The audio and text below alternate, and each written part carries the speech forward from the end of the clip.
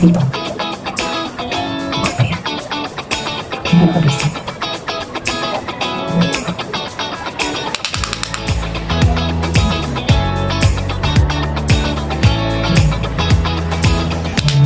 Siyempre, dito sa kabila.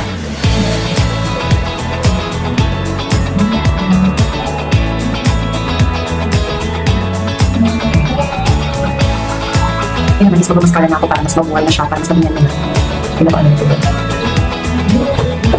Pinag ko.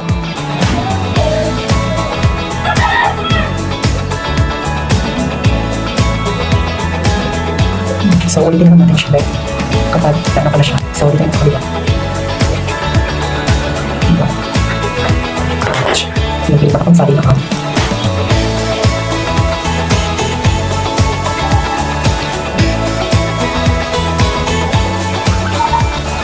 So, hindi pa ako nakamit ng lipid liner.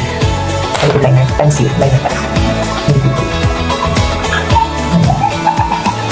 Ayaw yung kagandahan kasi ng brown or black na pencil na ang eyeliner is kapag gumamit ka kasi ng brown or black, nakakatulong siya para mas tuwid yung mata mo.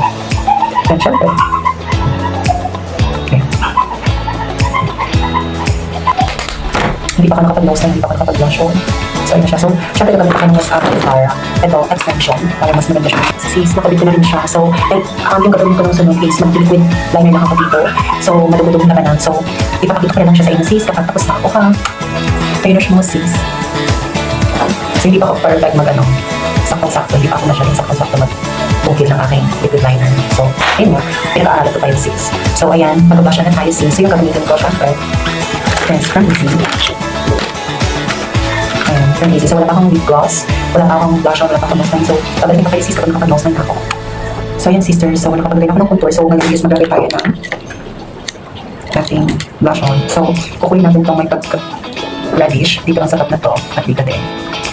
Ayan. Para mas, ayan siya. And then, bago natin siya ipag-brush, syempre, dahil natin siya. Ayan.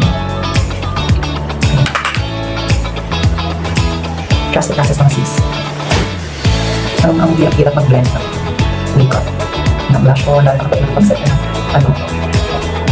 ayan. Siyempre, lalagyan natin siya na may pagka-brown dito sa top na to. So, yung pag-ano to is pataas din yung pag-blush mo para mas maganda siya. Ayan, di ba? Hindi mo sikas. Sikat na sa pag-blush. Ayan. Tatapin din siya, pataas.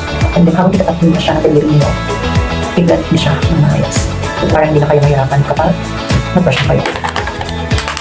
So, iba na yung gamitin yung mag-brush para hindi mag-mix ng dalawa. Ayan. So, kapag nakano ka na yan, sis, syempre, nalagyan mo din yung baba mo. Naglang mo. Yung mga tila-tila ka. Ayan. Syempre, kung nakapagset ka na yan, syempre, cover ka para mas lahat ng blush on. So, ayun sis. Babalikan ko kayo kapag nakalagay na ako ng gloss sa aking lips. So, babalikan ko kayo para sa final look. 3, 2, 1. Na sis. Ito na sis yung final look. So, once again, this is your sweet and lovely Casey. Thank you so much for watching and I love you all.